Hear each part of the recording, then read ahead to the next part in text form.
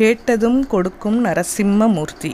நரசிம்மமூர்த்தியை அவரது ஜெயந்தி நாளில் விரதமிருந்து வழிபட்டால் நமது பிரச்சனைகள் அனைத்தையும் தீர்த்து நாம் கேட்கும் வரங்களை கேட்டதும் தந்தருள்வார். அதனால்தான் நரசிம்மரிடம் நாளை என்பதே இல்லை என்று கூறப்படுகிறது. அதையடுத்து நரசிம்மரின் வரலாறு மற்றும் வழிபாடு குறித்து காண்போம்.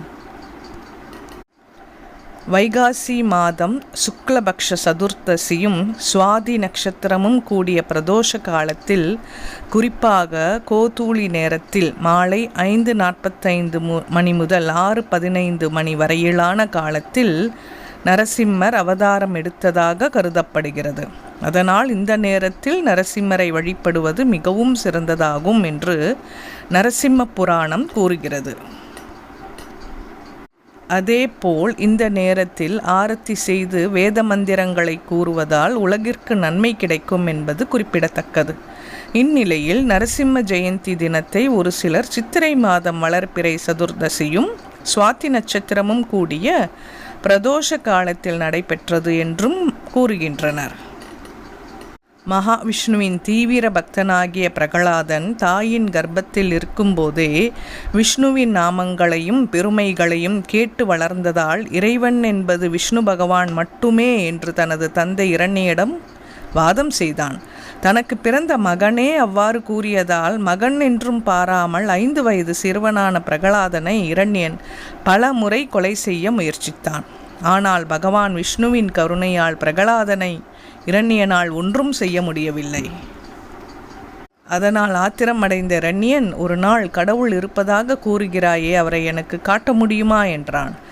கடவுள் தூணிலும் இருப்பார், துரும்பிலும் இருப்பார் என்று பிரகலாதன் கூறியதும் அருகில் இருந்த தூணை காண்பித்து, இதில் இருப்பானா என்று இரண்யன் கேட்டான். அப்போது ஆக்ரோஷமாக கர்ஜித்தபடி அந்த தூணை பிளந்து கொண்டு நரசிம்மமூர்த்தி வெளிப்பட்டார். மனித வடிவும் மிருக வடிவும் இல்லாத இரண்டும் இணைந்த வித்தியாசமான வடிவில் பகல் இரவு இல்லாத மாலை பொழுதில் வீட்டிற்கு உள்ளேயோ வெளியேயோ இல்லாமல், வாசற்படியில் பூமியிலோ ஆகாயத்திலோ இல்லாமல், தனது மடியில் வைத்து ஆயுதம் எதுவுமின்றி விரல் நகங்களாலேயே குடலை உருவி இரண்யனை வதம் செய்தார். அவ்வாறு இரண்யவதம் முடிந்த பின்னும் ஆவேசம் அடங்காமல் உக்கிரமாக இருந்த நரசிம்மரை சிவபெருமான் சரபேஸ்வர ரூபம் எடுத்து சாந்தப்படுத்தினார். அதன் பின்னரே லக்ஷ்மி தேவியை தனது மடியில் அமர்த்தி லக்ஷ்மி நரசிம்மராக சாந்தமூர்த்தியாக நரசிம்மர் காட்சி கொடுத்தார். நரசிம்ம ஜெயந்தி அன்று அதிகாலையில் எழுந்து குளித்து வீட்டில் விளக்கேற்று நரசிம்மருக்கு துளசி மாலை சாற்றி பால் பானகம் படைத்து வழிபடுவது சிறப்பாகும். மேலும் அருகில் உள்ள விஷ்ணு பகவான் கோயிலுக்கு மாலையில் சென்று வழிபட வேண்டும். நரசிம்மரின் காயத்ரி மந்திரத்தை 11 முறை கூறி வழிபடுவதால் நரசிம்மரின் அருள் பரிபூரணமாக கிடைக்கும். அதனால் கடன் தொல்லை, பணப்பிரச்சனை, வறுமை தீர்ந்து தொழில் சிறக்கும்.